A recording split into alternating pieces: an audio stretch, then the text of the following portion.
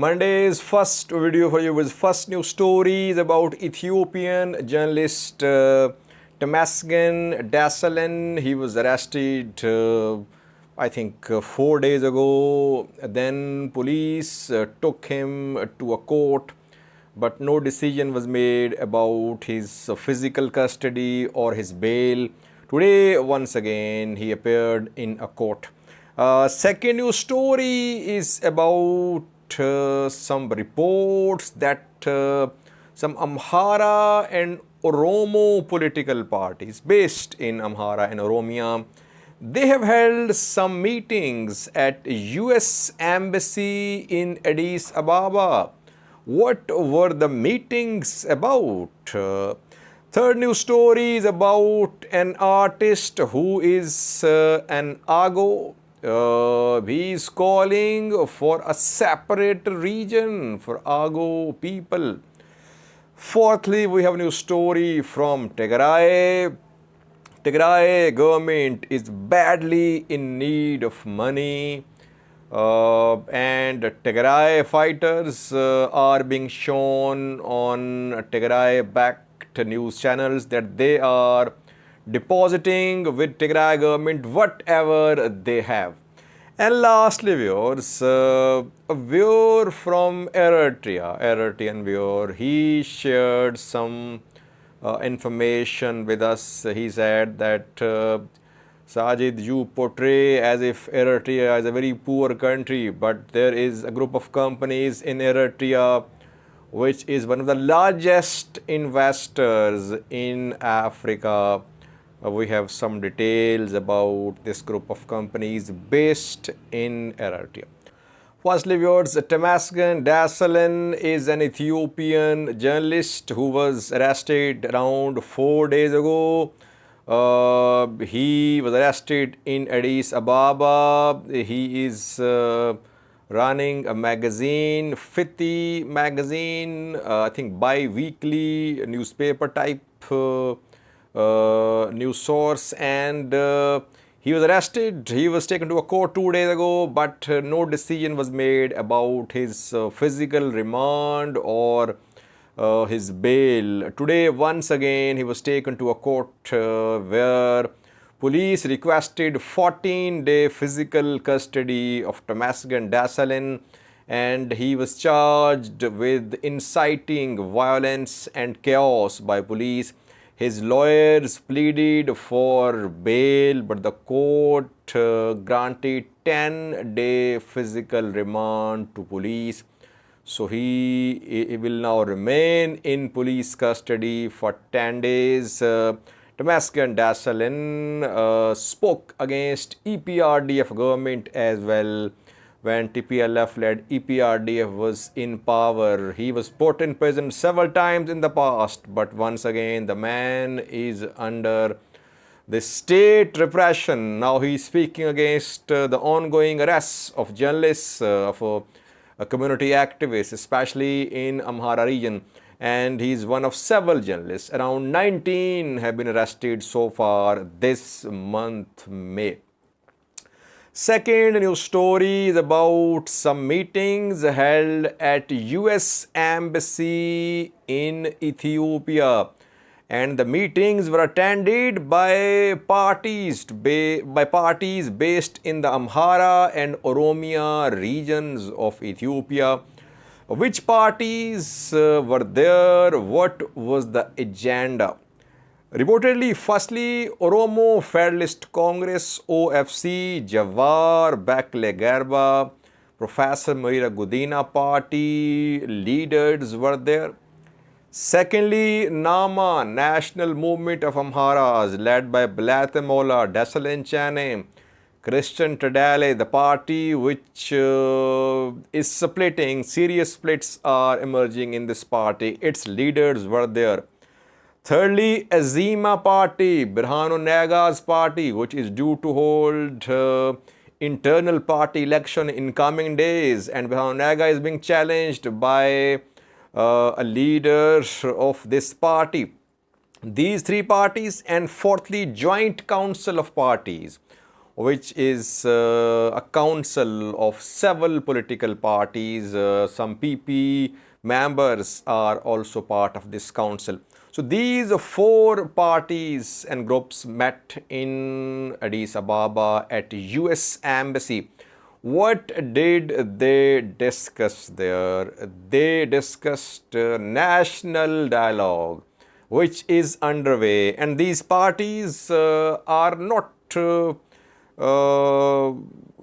part of this dialogue. You can say OFC is not part of this dialogue. Azima and Nama are also not very proactively supporting this dialogue. And Joint Council of Political Parties, it rejected the dialogue, but it is in touch with the Parliament and the National Dialogue Commission. So these parties have met. Obviously, there would be US diplomats as well in the meetings. Why are these parties having meetings at US Embassy? It would be better if they could have meetings not in US Embassy. They can meet anywhere in Addis Ababa. They don't need the intervention of the US government to resolve their problems. I think these parties should learn that. Then people start criticizing US, that US is interfering in Ethiopian internal matters. So if politicians start meeting diplomats, if politicians start having meetings in embassies, of course it would be an opportunity for foreign diplomats to interfere in internal matters of Ethiopia. So these politicians, I think they should not visit foreign embassies to discuss political issues in Ethiopia. Now, OFC is being criticized after these meetings. It is being said that OFC is in secret alliance with Ethiopian federal government, because Nama and Azima both are part of the government, though both ran against PP in last election, but after that they became part of the government. Now, same is being said about OFC, that its leaders, they are in secret alliance with PM Abiy's government. That is why they are meeting with other parties in US Embassy. A third news story is about an Agew artist who a few hours ago spoke. A 5-minute long talk of this artist is being shared.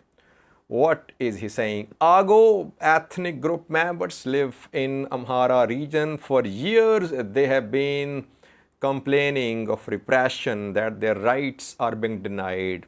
We have seen movements by these Agew people for a separate region. What is this artist saying? Who is this artist? His name is Mekonen Melese, and he, in his video, in his talk, made 3 important points. Firstly, Mekonen says, Agew is not Amhara. Some Amhara say that Agew is Amhara basically, but he's denying. He says, no, Agew is a distinct ethnic group. It's not Amhara. Secondly, he says, Agew should have their own region. So here he is preaching a separate region for Agews living in Wag, Himra, other parts of Wollo, other parts of Amhara region. And thirdly, he says that this is the time for Agews to rise. Third point is very important, viewers. He is urging the people to rise, to start a struggle. Question is he preaching peaceful struggle, an armed struggle, political struggle? That is important, because we know that Tigray forces tried to back an armed uprising of Agew people against Amhara region last year. And a group was formed by the name of Agew Liberation Front, which is still operating. And it was said that these people were fighting against Amharas, and TDF had nothing to do with this group. But basically, TDF was backing, recruiting, sponsoring this group. I think Amhara regional government, Ethiopian federal government could take action against Mekonen Melese. It's a time when whoever is speaking against the policies of federal government, regional government is being arrested. We're seeing that journalists are being arrested, activists are being arrested. So Mekuanent Melese could be detained as well, especially if it tries to mobilize and organize Agew people. Fourthly, viewers, Tigray backed news sources are sharing pictures and videos of the people of Tigray. They say that these people, these fighters, they are giving, they are donating whatever they have to the government of Tigray. A fighter was shown on Tigray backed news source a few hours ago. Her name is Mizan Tesfaye. It is being said that she is a former fighter of Tigray, and she's member of Tigray Heroes Martyrs Association as well, and she is donating her awards, whatever she has, she's donating it to Tigray government. So it is being urged that all the people of Tigray should follow suit. They should do the same. What do the people of Tigray have now? I mean, they are dependent upon food aid. 90% of the people of Tigray, they are relying on food aid. And if they have some cash, if they have some money, I think they should be in possession of this cash. If whatever they have, they deposit it with the government, you never know what's going to happen in the future. So I think if people are doing it voluntarily, nothing wrong with that. Yes, they can help the government of Tigray, but no one should be forced. Question is that are government officials forcing the people to deposit cash with the Tigray government? If it's happening, it should be condemned, because people are already in need of cash, in need of fuel, in need of food aid. But if they're doing it voluntarily, yes, no one can criticize their voluntary actions. But it just shows that Tigray government is in dire need of support, financial support. That is why some financial restrictions have been imposed in Tigray. People of Tigray, businesses in Tigray, they cannot be in possession of cash exceeding some limit. So if they have cash exceeding specified limits, they have to deposit the cash with Tigray government. Lastly, viewers, a viewer shared information with us saying that Eritrea is not a poor country. You keep on portraying Eritrea as if it's very poor, people are suffering, dying. He says that one Eritrean company is one of the largest investors in Africa, in East Africa especially. He's talking about Ezra group of companies. Ezra group of companies is from Eritrea, and this group of companies has remained among top 10 foreign direct investors in different countries of Africa like South Sudan, Uganda, Rwanda, Angola. This company has investments in different countries. More than 10 projects of this company are being reported in different countries of Africa, East Africa. And this company, Ezra group of companies, constructed a thermal power plant in Juba, South Sudan's capital. There, this company invested around 100 million US dollars. And in 2 years, a 33 megawatt thermal power plant was constructed, which is producing electricity, and tens of thousands of the people of South Sudan, they are being provided with the electricity produced by this thermal power plant in Juba, constructed by this Ezra group of companies based in Eritrea. And the company is expanding this power plant 100 million investment is being increased to around 300 million US dollars, and the capacity of the plant will be increased to 100 megawatts from 33 megawatts. So this is an Eritrean company with investment in South Sudan. In other countries of East Africa as well, this company has investments. Now, we do not say that there is no company in Eritrea. What we talk about is the living conditions of the people of Eritrea. Right to protest, right to speak, freedom of expression, democracy, human rights. That is what we talk about. Conscriptions. Yes, Eritrean rulers, people allied with Eritrean government, they might be in possession of wealth. But we talk about common Eritreans, and we try to highlight the problems faced by them. It does not mean that we are saying that Eritrea is the poorest country in Africa.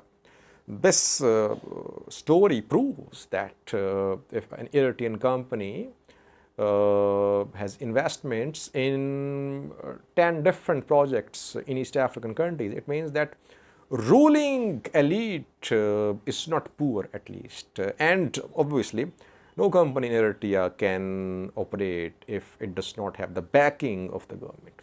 Thanks for watching.